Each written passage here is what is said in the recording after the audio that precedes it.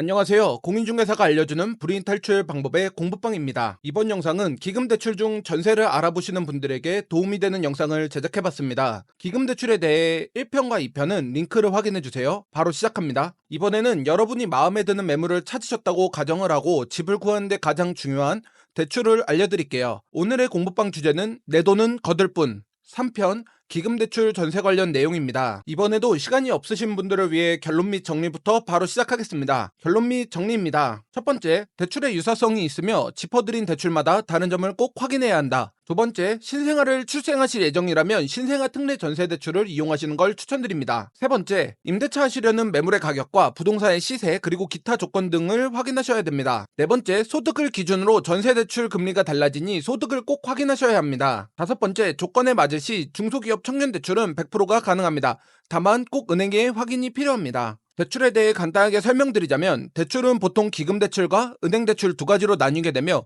기금대출은 은행대출보다 조건 및 금리가 좋기에 기금대출이 가능하신지 먼저 체크해보시는 걸 추천드립니다. 특히 매매로는 디딤돌, 신혼부부, 생애 최초 신생아 특례 대출이 대표적인 대출 상품이며 전월세 임대차는 신혼부부, 신생아 특례, 중소기업, 청년에 해당하시는 분들은 기금대출을 꼭 확인해보셔야 합니다. 바로 시작하겠습니다. 전세의 경우에는 전체 현금으로 진행하시는 분들도 많겠지만 근래에는 조금 기조가 바뀐 듯한 느낌이 듭니다. 제 고객님들 중 근래에는 기금대출을 최대로 받으시고 본인의 남은 돈은 주식, 적금, IRP 등 투자로 많은 분들이 사용하십니다. 아주 똑똑하고 자산을 불리기 좋은 방법이라고 생각합니다. 이러한 방법은 기금대출 금리가 만약에 3%라면 여러분의 투자 수익으로 5%만 수익을 얻으셔도 충분히 이자에 대한 부분은 상회하실 수 있으니 좋은 방법입니다. 다만 내가 투자의 문외한이고 단순히 적금에 넣으시려는 용도라면 조금은 고민이 필요해 보입니다. 보통 적금은 대출금리보다 낮습니다. 내가 만기시 받을 돈을 계산해 보시고 움직이셔야지 금전적인 손해가 발생하지 않습니다. 이제 본론을 말씀드리겠습니다.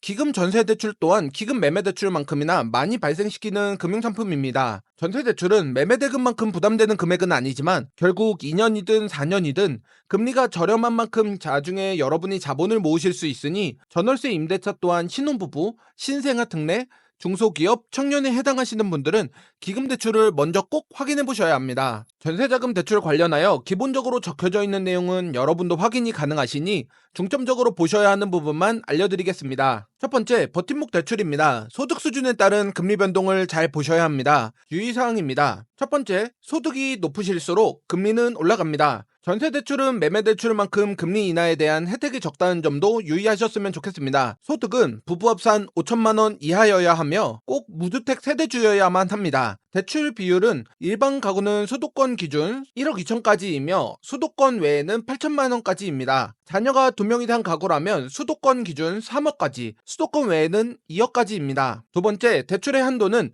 일반 가구는 70%까지이며 신혼부부이거나 두 자녀 이상 가구는 80% 이내입니다. 아무래도 1인 거주보다는 신혼부부나 두 자녀 이상인 경우 조건이 더 좋아집니다. 신규 계약 이후 갱신 계약 시 증액 금액의 80% 이내이기 때문에 차후에 보증 금액의 80%를 꽉 채워서 계약하셨다면 나머지는 따로 준비를 하셔야 합니다. 세 번째, 추가 금리 인하 조건이 적지만 금리 우대 유형 1번과 추가 우대 금리 2번에 대해서는 해당하는 내용을 파악하셔야 합니다. 버팀목 전세 대출의 경우 추가 금리 인하 조건을 잘 확인하셔야 합니다. 자녀 수에 따른 금리 인하, 부동산 전자계약 체결 시 금리 인하, 이렇게 두 가지가 중요한 추가 금리 인하 포인트입니다. 네 번째, 대출에 대한 보증을 선택하실 수 있습니다. 보증보험으로는 허그와 HF가 가능하며 추가로 말씀드리자면 논외로 SGI 서울보증도 있습니다. 다만 보증에 대한 심사가 까다로운 편이고 전세보증금 이내의 가격에 반환 보증 금액의 80% 이내로 가능하며 특징으로는 목적물에 따라 흔히 말하는 아파트를 제외한 주거용 부동산은 최대 한도까지 나오지 않을 가능성이 있습니다. 인지세는 여러분과 은행이 각각 50%씩 부담하는 형태로 진행됩니다. 이용기간은 2년이며 4회 연장까지 가능하며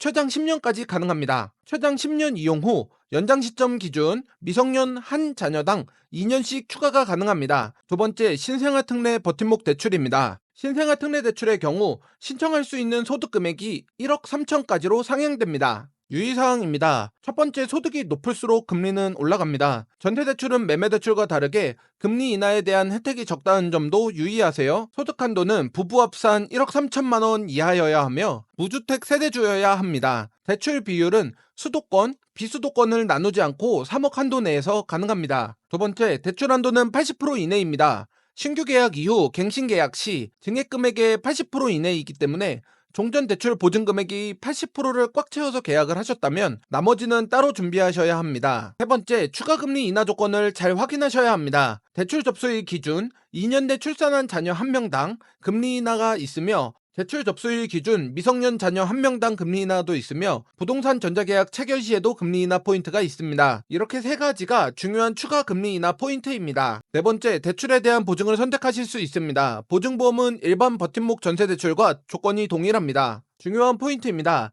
이용기간은 2년이며 5회 연장이 가능하여 최장 12년까지 가능합니다. 최장 12년 이용 후 연장 시점 기준 미성년 자녀 1명당 2년 추가 연장이 가능합니다. 세 번째, 신혼부부 전용 전세자금 대출입니다. 유의사항입니다. 첫 번째, 소득이 높을수록 금리는 올라갑니다. 소득 기준은 7,500만원 이하까지 인정되며 무주택 세대주여야 합니다. 수도권 기준 3억 원까지, 수도권 외에는 2억 원까지 대출이 가능합니다. 두 번째, 대출 한도는 신혼부부는 전세 금액의 80%까지 가능합니다. 신규 계약 이후 갱신 계약 시 증액 금액의 80% 이내이기에 종전의 대출이 보증 금액의 80%를 꽉 채워서 계약하셨다면 나머지는 따로 준비하셔야 합니다. 세 번째, 추가 우대 금리에 대한 해당 내용을 파악합니다. 자녀수에 따른 금리 인하, 부동산 전자계약 체결 시 이렇게 두 가지가 중요한 추가 금리 인하 포인트입니다. 이용기간은 2년이며 4회 연장이 가능하며 최장 10년까지 가능합니다. 최장 10년 이용 후 연장 시점 기준 미성년 자녀 1명당 2년 추가가 가능합니다. 네 번째, 중소기업 취업 청년 대출입니다. 여기서 중요 포인트입니다. 중소기업 청년 대출의 가장 장점은 조건에 맞는다면 100%까지 가능합니다. 하지만 한도가 1억까지인 점은 유의하세요. 유의사항입니다. 첫 번째, 다른 전세대출과 다르게 소득에 대한 금리가 높아지지 않습니다. 다만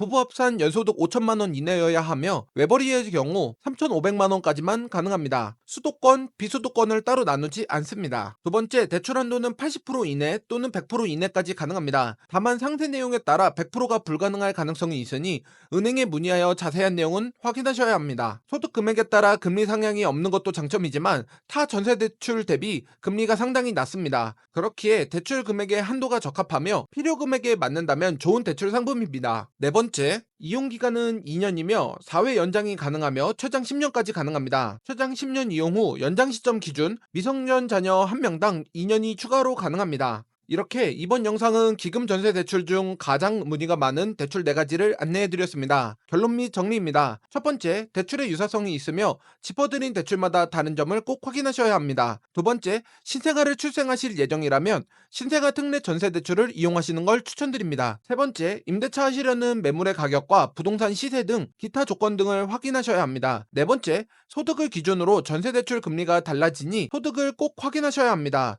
다섯 번째, 조건에 맞을 시 중소기업 청년 대출은 100%가 가능합니다. 다만 이 부분은 꼭 은행의 확인이 필요합니다. 제가 이번에 설명드린 대출 말고도 더 많은 대출이 있으나 기금 대출 중 가장 궁금하실 4가지를 정리해봤습니다. 제가 설명한 대출 말고도 다른 대출이 있으며 여러분에게 유리한 대출을 잘 선택하셔서 저렴한 금리로 잘 받으셨으면 좋겠습니다. 그럼 이번 공부방도 유익하셨다면 구독, 좋아요, 알림 설정 부탁드립니다. 다음 공부방에서 뵙겠습니다.